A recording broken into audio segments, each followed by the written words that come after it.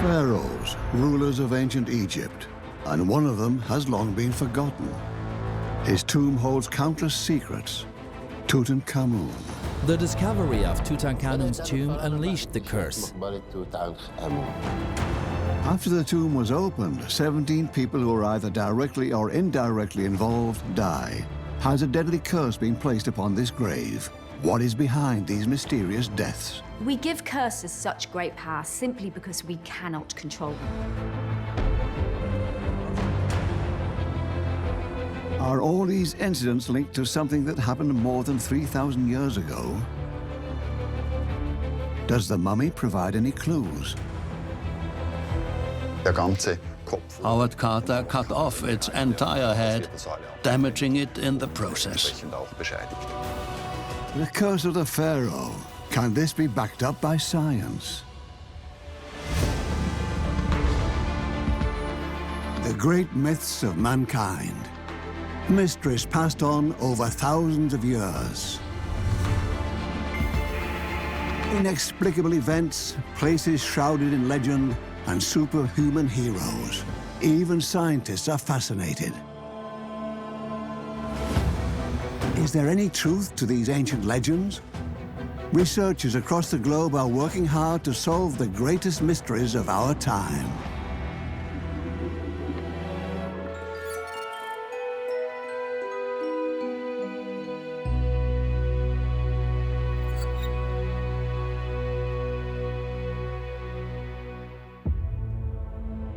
Egypt, the oldest advanced civilization in history. Superpower of the ancient world. Powerful pharaohs ruled the country for over 3,000 years. Feared by their enemies and worshipped as gods by their loyal subjects. All trying to expand their power while also solidifying their legacy for future generations. The key to making their mark on history. Unique structures like temples, tombs, and the pyramids. Structures made to immortalize the pharaohs, shrouded in mystery to this very day. Thebes in southern Egypt, home to the Valley of the Kings. Unlike the famous pyramids, the tombs in this region remain hidden at first glance. The idea is to make it harder for tomb raiders to find the treasures. Ali Reda is Inspector of Antiquities of Upper Egypt. He knows everything about all the tombs and their stories. What makes the Valley of the Kings special is that it's an arid region. Everything the ancient Egyptians placed in their tombs was able to stay intact and in good shape. In 1922, the valley is the scene of a global sensation. Archaeologist Howard Carter conducts large excavation works. He wants to find treasures, gold, grave offerings, mummies. 10 years on, his financier, Lord Carnarvon, no longer believes that anything great will be found and signals his desire to cut off funding. Carter convinces him to give him one last chance. The explorer sets off on his last dig in the Valley of the Kings, and he's lucky. One of his workers comes across a secret opening with a stairway. On November the 4th, 1922, Carter sends a telegram to England. At last have made wonderful discovery in valley, stop. A magnificent tomb with seals intact, stop. Recovered same for your arrival, stop. Carter. 2 weeks later, Lord Carnarvon travels to the Valley of the Kings. It would be his last journey. On this occasion, the men find Tutankhamun's tomb by pure chance. Other tombs were actually built over the top of Tutankhamun's tomb, and the rubble from that construction fell down in front of the entrance, which means that his grave was perfectly preserved and perfectly hidden until Carter came along and created a real Egyptian hype with his discovery. Howard Carter breaks open the first door and lets Lord Carnarvon go first. The men have to clear the way leading down an 8-meter-long hallway. The find was such a big sensation because the grave was untouched, and that was very rare indeed. Most Egyptian graves have long been robbed by grave robbers, but this one was absolutely perfect, and it created a wave of interest in all things Egyptian. The news about the untouched tomb belonging to a pharaoh makes international headlines. Egyptomania swept the globe in the 1920s. In particular, the nobility liked to collect Egyptian treasures and have Egyptian-themed parties where they would wear extravagant tunics and be fanned with palm fronds. And at the end of the party, they would unwrap a mummy. Since the beginning of the 19th century, mummies were unwrapped for fun and sometimes ground for their questionable medicinal properties. The Egyptian theme is picked up in theatres, literature and cinemas. Howard Carter's spectacular find adds to the hysteria. Films often feature tombs, living mummies, explorers and purported curses. In the Valley of the Kings, Carter uncovers hieroglyphs revealing the name of the deceased. Pharaoh Tutankhamun. Up until then, he was just a completely anonymous Egyptian king. The objects Lord Carnarvon and Howard Carter find behind a stone wall exceed all expectations. Treasures, gold, furniture, grave offerings, all piled on top of each other in a seemingly careless heap. Pots full of food, chariots, god figurines. Carnarvon and Carter are looking at one of the greatest archaeological finds ever. But soon, inexplicable events start to unfold. With every piece they take out of the pharaoh's vault, the ire of the Golden King seems to grow. A first casualty sends shockwaves through the excavation team. Lord Carnarvon, the financier, dies. His son, the 6th Earl of Carnarvon, recalls the strange events of the night of his father's death. All the lights went out in the hotel. I didn't know they'd all gone out all over Cairo, but they did, in point of fact. Every light went out. Was the Lord sentenced to death because he entered the pharaoh's tomb first?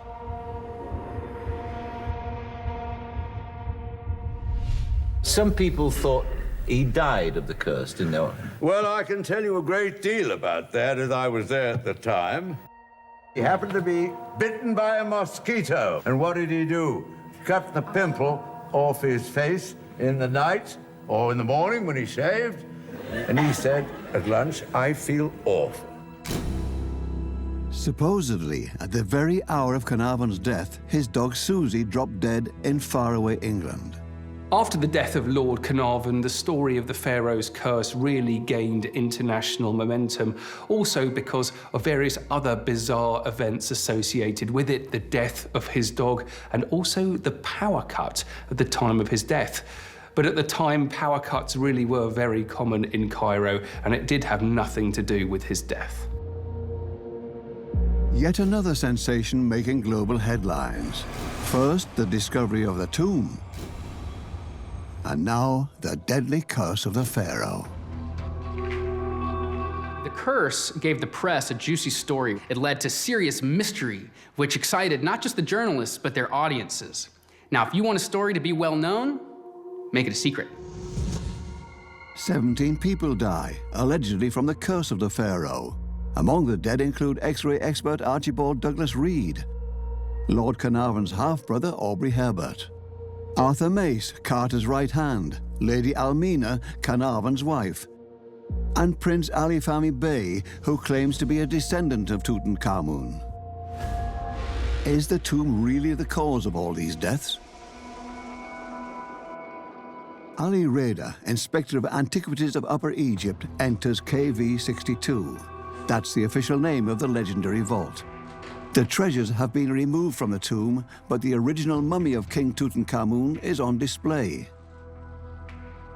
Does the ancient corpse have sinister powers that haunt us in the present? The discovery of Tutankhamun's tomb unleashed the curse. The facts surrounding the tomb are somewhat obscure. The young king was very mysterious. He took the throne when he was 8 or 9 years old and died at 18 or 19. A child, really. Who was this mysterious pharaoh? Why do people live in fear of his curse to this day?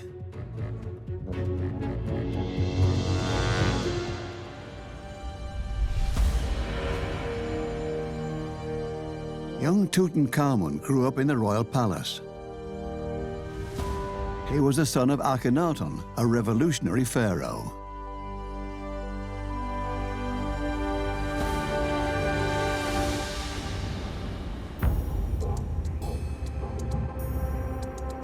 When Akhenaten ascended to the throne, he ordered all temples to be closed and banned the old gods. The people were only allowed to worship the sun. He and his spouse, the beautiful Nefertiti, were also to be treated like gods. After Akhenaten's death, his young son Tutankhamun succeeded him. 10 years later, he too died. Tutankhamun completely disappeared from the history books after his death. So without finding his tomb, we'd probably still not know about this pharaoh to this very day. This is what makes Carter's excavation so spectacular. His team uncovers almost 6,000 objects in the tomb of Pharaoh Tutankhamun, a king previously unknown to the modern world. Gold, furniture, everyday objects, all helping to expand our knowledge about the ancient Egyptians. The Egyptians believed that life did not end with death. In fact, that a better life followed, which is why Egyptians were buried with everything that they could possibly need, with drinks, with food, with games, with furniture, even with servants. The world is amazed by the splendor of the pharaoh's tomb. Carter empties the grave. Meanwhile, a growing number of people close to him die. Is the pharaoh taking revenge for the desecration of his grave? Excavations are still being carried out in the Valley of the Kings to this day. Just 200 meters away from Tutankhamun's tomb, a Dutch team is examining layers of rock.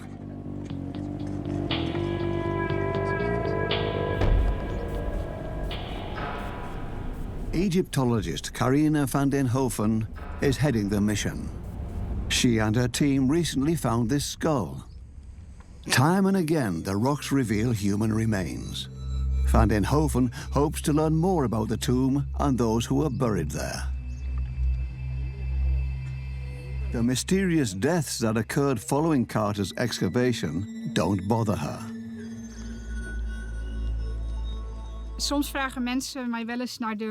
People sometimes ask me about the curse of the pharaoh, and if those working with these human remains could be haunted by the curse. But I think the man buried here would be quite pleased if he knew what we were doing in this tomb. Still, the alleged curse of the pharaoh continues to strike fear into the hearts of many. We give curses such great power simply because we cannot control them. They can introduce such uncertainty and devastation into our lives that we cannot control, but we want to try and protect ourselves from that. In particular, the idea that someone can actually impact our lives in a negative sense from beyond the grave is disturbing. Carter is unfazed by the headlines about the curse. He wants to get a hold of the last and greatest treasure, the pharaoh's mummy. And so he sets out to access the coffin's secret chamber, knocking down ancient walls in his path.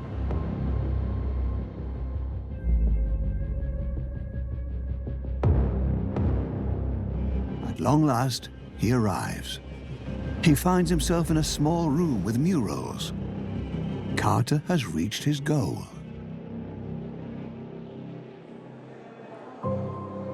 The Egyptian Museum in Cairo. Objects of great value taken from Tutankhamun's tomb have found a new home here, including these large wooden shrines.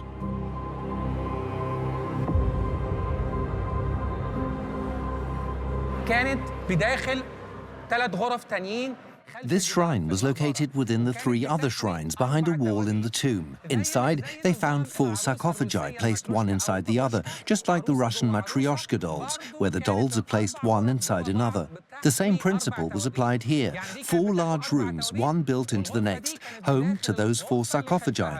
The last one contained the 4 coffins and was in the shrine back there. Come on, I'll show you. This shrine was inside this one, which was inside that one. And this last shrine is the largest. It contained all the others. Attila, king of the Huns, is said to have been buried in 3 coffins, the outer one made of iron, the next made of silver, and the last one gold. Napoleon, whose Egyptian expedition paved the way that led to the deciphering of the hieroglyphs, is buried in 4 coffins. Why 4 shrines and 4 coffins? According to ancient Egyptian teachings, 4 pillars held up the firmament. Burying the king between 4 pillars meant that his body would contain the 4 corners of the universe, over which he'd rule from the afterlife. For Howard Carter, the days following the opening of the final chamber are agonizingly long. The wooden shrines need to be disassembled and removed from the site. Rumor has it that Carter's actions only served to strengthen the curse's grip. Did ancient Egyptians really put a curse on their tombs? One trace leads us to the Egyptian Museum in Berlin. Here, thousands of texts bear witness to the mysterious knowledge of times long past. Egyptologist Verena Lepper is researching the curses from the time of the pharaohs. Magic played a prominent role in ancient Egyptian religious tradition. They believed in higher beings, in a higher power, which is why they worshipped nature. Magic and spells were an integral part of ancient Egyptian life. It was also popular to make predictions about the future. Many of the spells were meant to help their love lives. Others, however, were intended to hurt or kill their enemies. This one is about punishing an unfaithful wife. They threw a waxed crocodile into some water, and the crocodile came to life. It turned into a large real crocodile that snatched the adulterer as a punishment.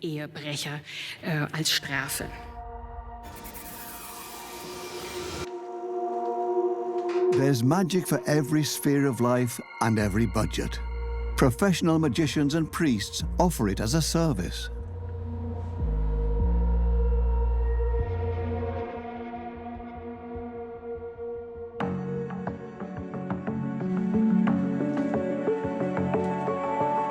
Even graves are cursed. Grave robbers beware. If they continue, they will die an agonizing death.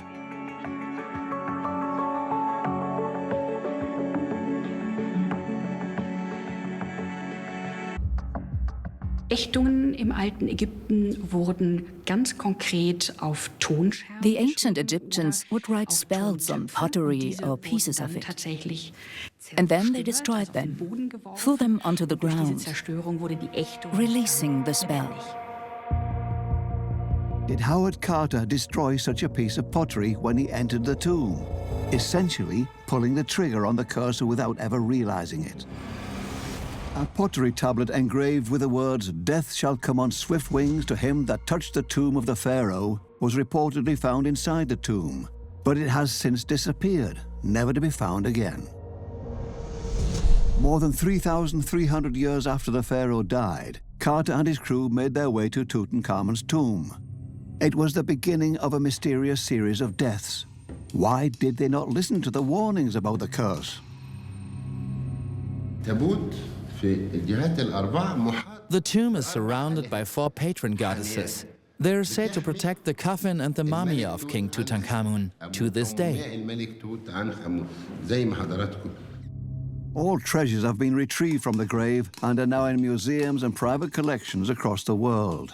Only the massive stone sarcophagus is still exactly where it was placed. There was a general warning regarding all tombs in the Valley of Kings.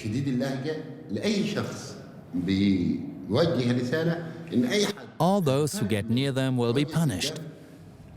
To the pharaohs, tomb raiders presented the greatest threat to their eternal life in the afterworld. Is that why they cursed their graves?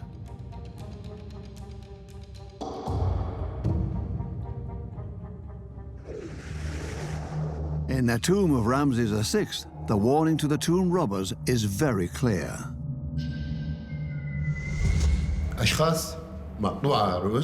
Decapitated people bound at their hands behind their back. That's a warning.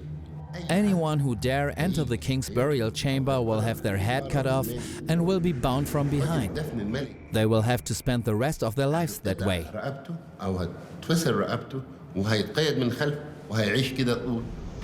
We know that all of the finds were meticulously recorded and photographed, and there's no mention of it in Howard Carter's notes. However, there's every chance it was actually not spoken of for fear of arousing superstition from the local workers. And also, Carter was rumoured that he was embezzling finds, so perhaps he made that tablet disappear. An ancient curse causing deaths in the 20th century? For decades, this mystery keeps scientists on their toes, until one day, disturbing reports from Krakow, Poland, make headlines. Events that bear striking resemblance to a series of deaths in the Valley of the Kings. On Friday, the 13th of April, 1973, researchers opened the grave of King Casimir IV. Shortly thereafter, 5 of them die. Whispers about the curse of the king are quick to circulate. Wisław Barabasz was there in Krakow when the tomb was opened. The former microbiology professor, who was then a young research assistant, was allowed to assist in the exhumation of the king. 5 people died within 2 years.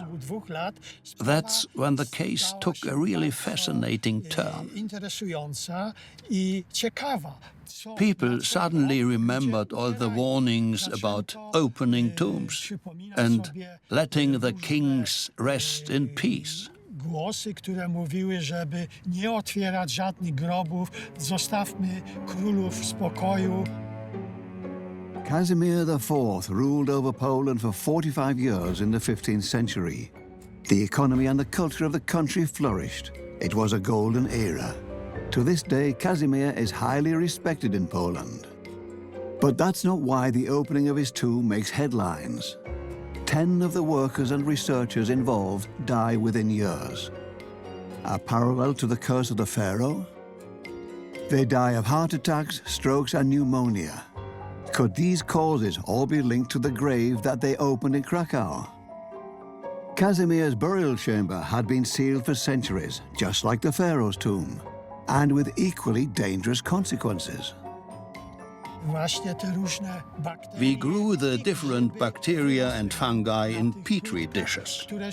And then we saw it.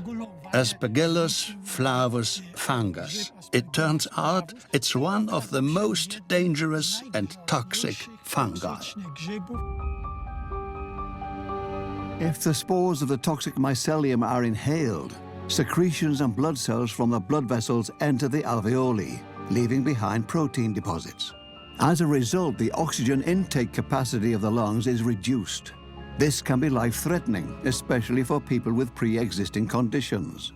The researchers in Krakow didn't wear protective masks inside the centuries-old tomb, which, unlike the Valley of the Kings, was quite humid.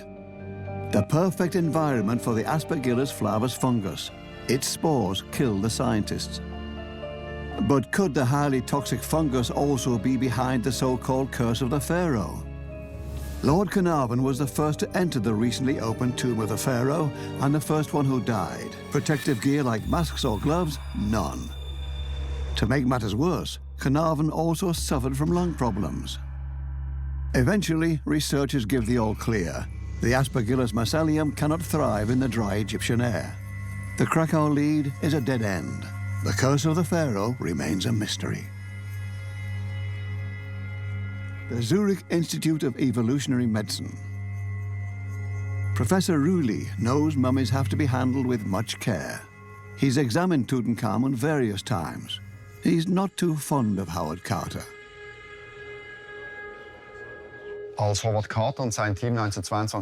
When Howard Carter and his team discovered the grave in 1922 and examined the mummy in 1925, his team had little to no background in medicine. Evidently, the main focus was on the artifacts, and you can tell.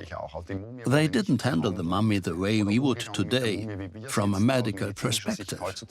I'm not judging. It was a different time, a different question, a different approach.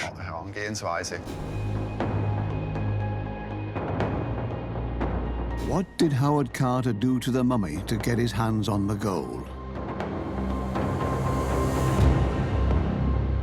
For days, his team was trying to open the huge stone sarcophagus. Inside, they found coffin after coffin after coffin, all tightly placed one in the other, with barely an inch of wiggle room.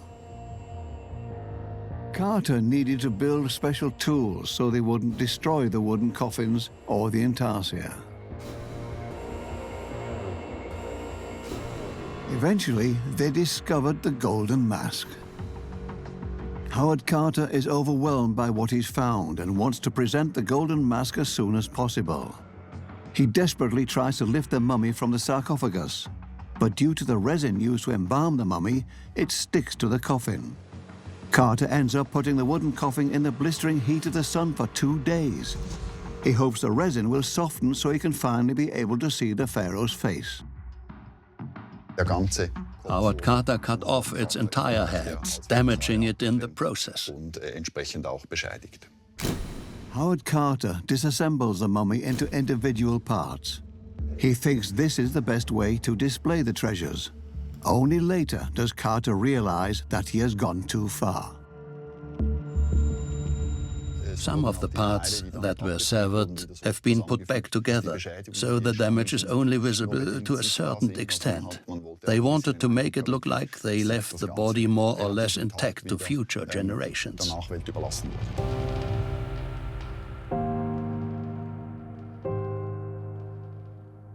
Professor Rulli has not only examined Tutankhamun, but also Ötzi, the most famous and oldest natural mummy in the world. The Iceman was found in 1991 by mountaineers in an alpine glacier. His body has been mummified over thousands of years by the frigid temperatures and is amazingly well preserved. But once again, some of those involved in the excavation of Ötzi died within years.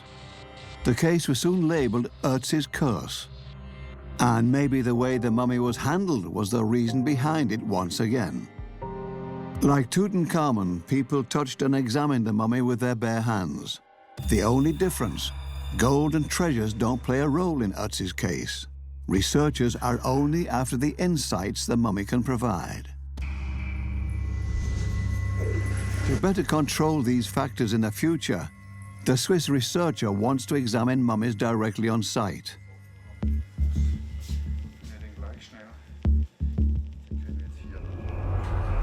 Together with his colleague Patrick Eppenberger, Professor Rulli is currently working on a 3,000-year-old foot. It is crucial that their DNA not be mixed with the mummies. It can't be touched without gloves. The special thing about this technique is that we have the option of using 3D imaging. We obtain an image that isn't like X-ray, but rather a CT, allowing us to view the object in 3D form. Modern technology could have saved Tutankhamun's mummy a lot of trouble. But after more than 3,300 years, and despite state-of-the-art research methods, the mummy of the pharaoh still keeps its secret.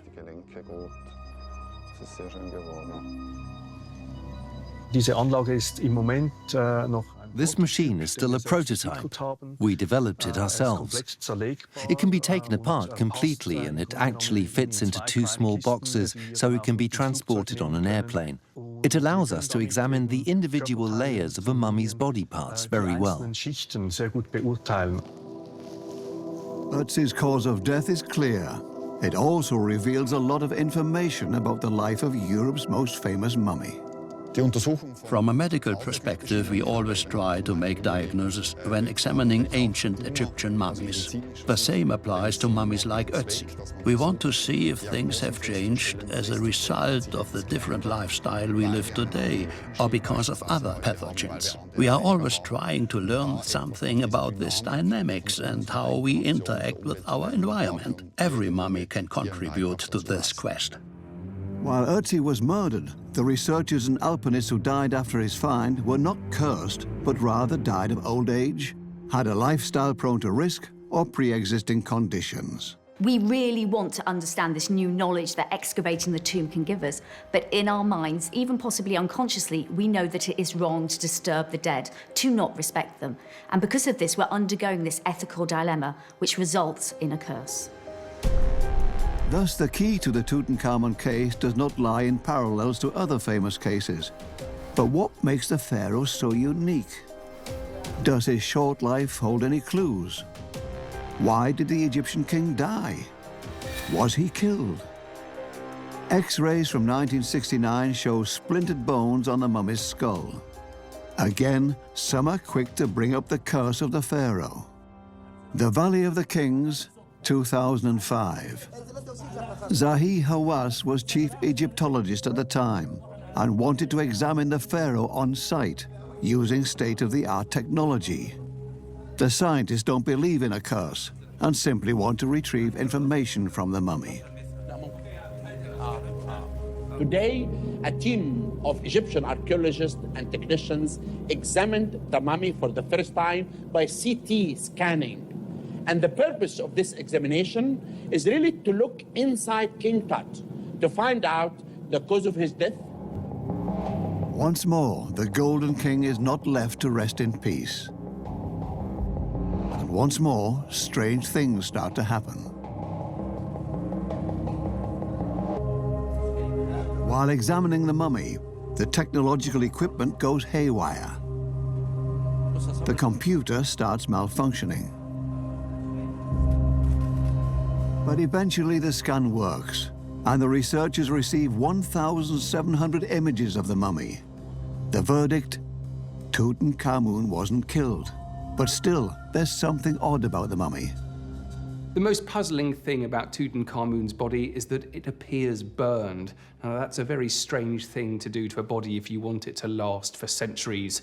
But perhaps it was the natural result of the embalming process that the body went through. In ancient Egypt, pharaohs were embalmed before the funeral in an elaborate process lasting up to 70 days. This was meant to make sure the soul would recognize the body in the other world. The body was thoroughly cleansed. The inner organs and the brain were removed. The body was covered in sodium bicarbonate, dehydrating it completely to prevent decomposition.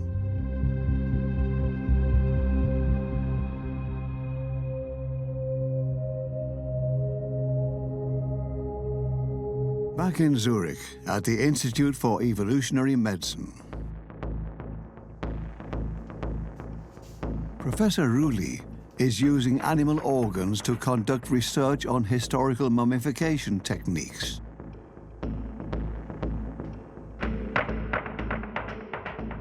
The mummification process in ancient Egypt likely lasted several weeks. It's hard to reconstruct because we've only got limited knowledge about how the Egyptians carried out this sacred process. We are trying to simulate the process using substances similar to those available in Egypt at the time. We are using fresh pig organs from the slaughterhouse. We used them to reconstruct the different steps of the mummification process. The art of mummification was only passed on orally, from father to son or from master to apprentice. Professor Ruli can only guess the exact details, but the researcher has an explanation as to why Tutankhamun's mummy is dark-colored. Die Mumie von Tutanchamun erscheint relativ dunkel. Tutankhamun's mummy is quite dark, black-tinted. Some think that the mummy also looks burnt, but I am rather skeptical about that. I think it has more to do with the fact that the embalming fluids had properties that caused the skin to change color. Similar to the embalmed pig's liver that has almost turned black. We are looking at a pig's liver which has already changed after several weeks.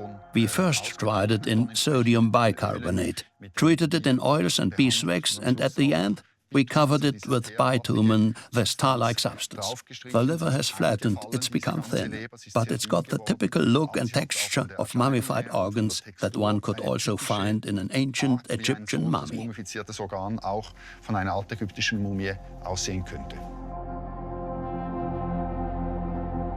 At the end of the procedure, the mummified heart is placed back into the body. Usually. But Tutankhamun's heart is missing from his mummy. Why? Without a heart, the Egyptians believe a pharaoh cannot live on in the afterlife.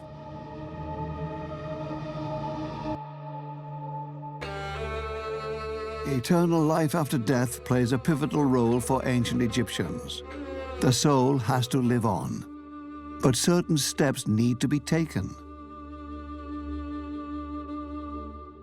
And this is where magic comes into play once again, because the dead pharaoh has to face the judgment of the deceased.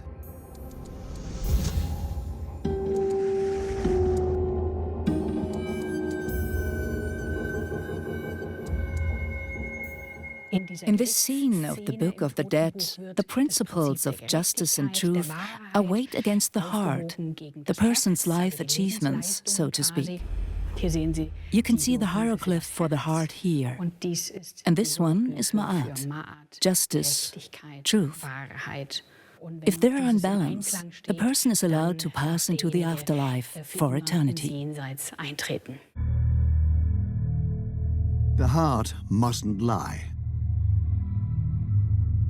The monster is this primordial creature, which will devour the deceased if the trial doesn't end with a ruling in their favor. Is the heartless mummy cursed? Or did the sudden death, fast mummification, and hasty funeral lead to some embalming errors? It remains unclear when Tutankhamun's heart was lost. Based on their research, scientists agree that Tutankhamun died when he was 19 and apparently wasn't killed. So what did kill the pharaoh? There are various theories saying he was run over by a chariot and got injured in the process. Based on current findings, however, I believe most of these injuries are unfortunately the result of handling that took place in the 1920s, but we are unable to prove that. Many of the deaths in Carter's team are just as mysterious as the pharaoh's fate. Carter's assistant, Arthur Mace, dies at 53 for some inexplicable reason. Unlike Howard Carter, he's said to have believed in the curse of the pharaoh and even feared it.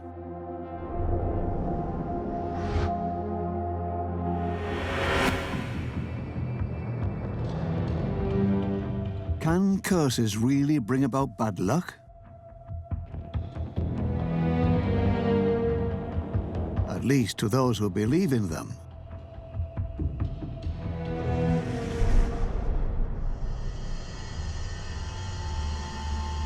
Gurus Holst claims to be a magician. He is convinced about the power that thoughts have over the purely physical world. Holst wants to demonstrate this in an experiment. Ein Fluch kann definitiv töten. A curse can also have a long-lasting effect if you design it that way. You also have to keep in mind that curses aren't just for the living, they also exist in the spiritual world where time ceases to exist as we know it. Personally, I would assume a curse could still be in place after 1,000 years, if that was how it was intended to be. Gurres Holst sets the scene for a curse. He asks invisible forces for assistance. Forces that exist only for those who believe in them. I myself worship demons and underworld gods. They allow me to access my powers. The magician wants to place a curse on the arrows of the archers. The aim of the experiment is to make the cursed arrows less accurate. Our three archers don't know what's coming. They are simply told to prepare and warm up as they would for a competition.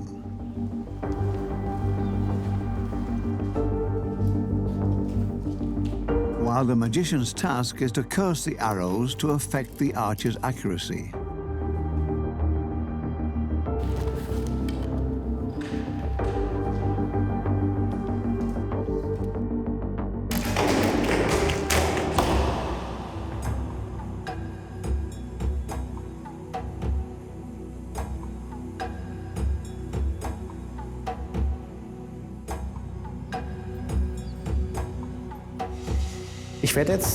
I will once again center the arrows using my energy, so they don't hit the target. Magician Gurres Holst tries to cast a spell on the arrows in order to alter the accuracy of our shooters.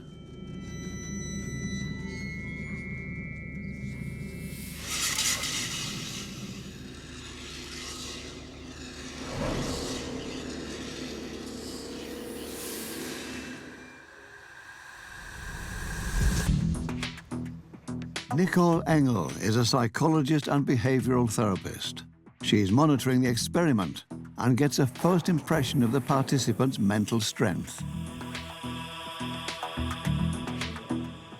Does the archer's psyche factor in once they learn about the cursed arrows?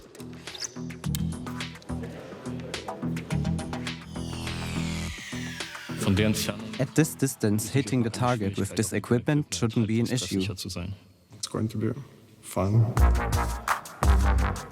First, the participants shoot 3 regular arrows. This way can be determined how well the archers perform without pressure or competition stress.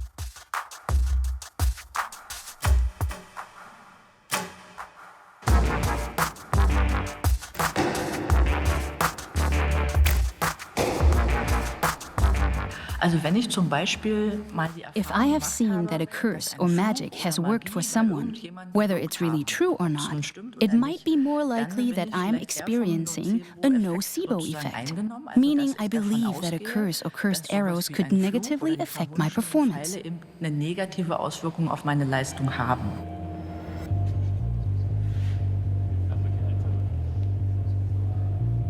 Marek has a harder time than the others, even with arrows that haven't been cursed. Next, we start our experiment with the cursed arrows. The archers have only been informed that the arrows have been manipulated, and nothing more. There you go. There you go.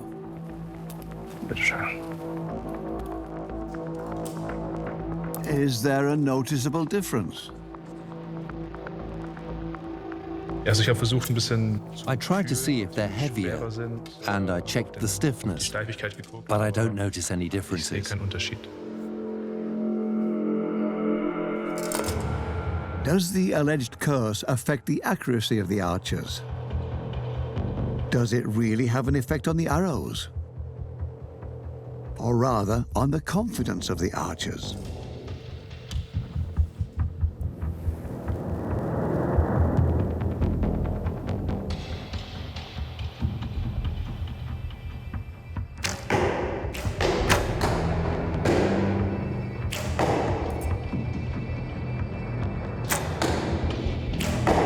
Olympian athlete Alexander has full control over the cursed arrows. His performance is unaltered. He shoots accurately, as always. It's a bit worse, but I would expect it to be in the range of variance that is typical for my shooting. I had as many hits as in the first round. Of course, in my mind, I was like, what has changed? I don't know. While Camillo thinks he feels something but still hits the target, Marek struggles more. I didn't notice anything unusual or different about the arrows, so it was definitely more of a mental challenge for me. I noticed I got nervous. That affected my technique a bit. Mindset or real magic? Did the curse work?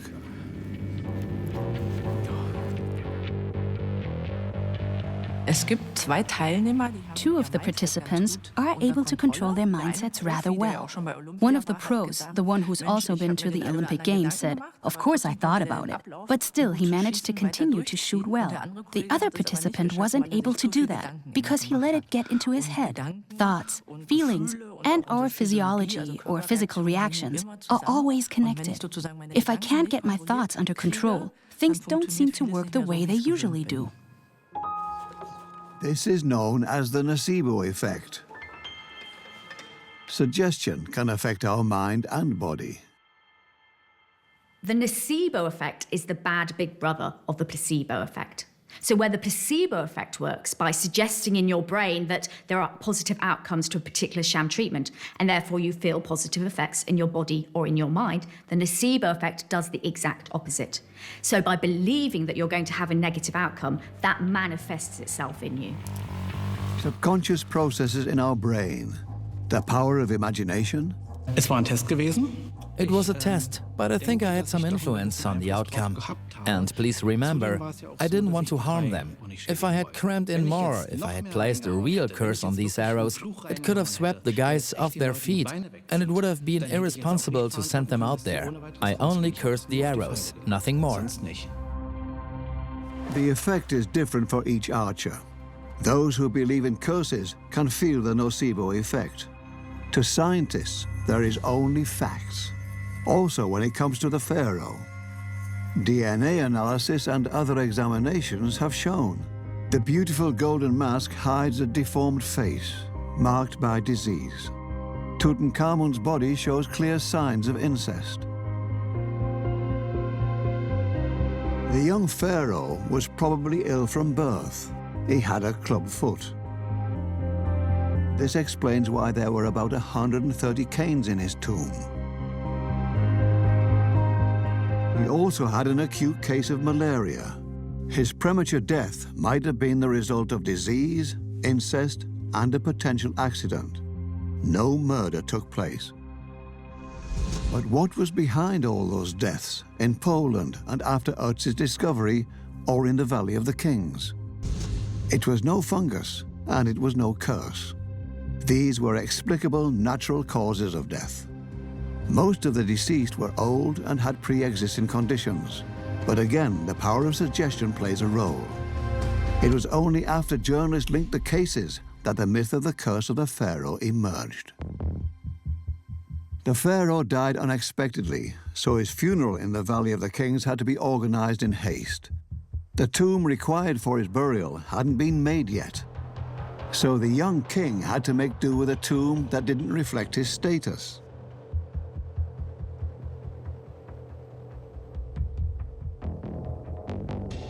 Usually, pharaohs had their tombs built while they were still alive.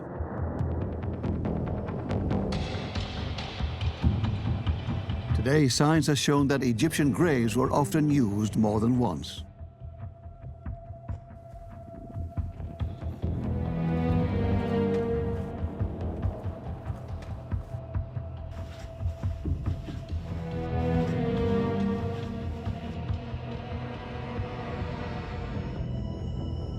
Dr. Carina van den Hoven and her team are currently looking into this topic in the Valley of the Kings.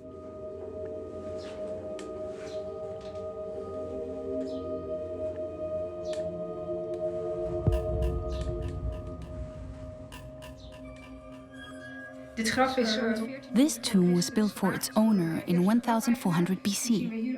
His name was Djehuti, and he's depicted here alongside his mother.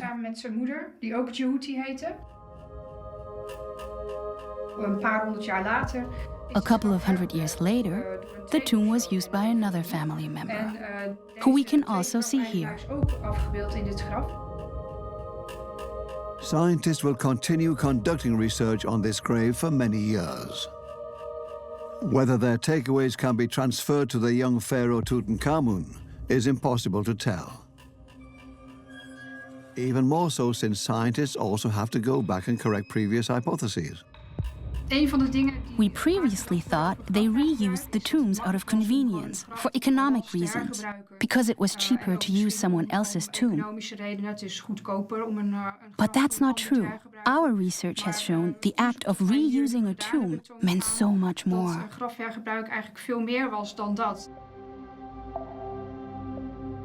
The two deceased people had a lot in common. They were both called Djehuti. They had the same profession, managing the Karnak temple. That indicates that the tomb wasn't reused for practical purposes, but rather for deeper reasons. People were actually trying to reconnect with the past.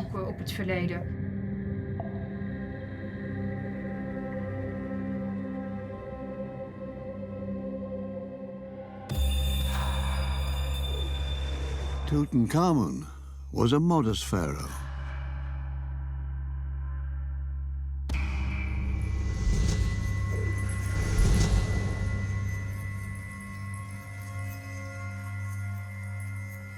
Tutankhamun's story is so fascinating to us for several reasons. Partly because he was such an incredibly young king who died at a very young age, but also because we are fascinated by Egyptian life, by this amazing civilization that existed thousands of years ago and has practically disappeared into the dust.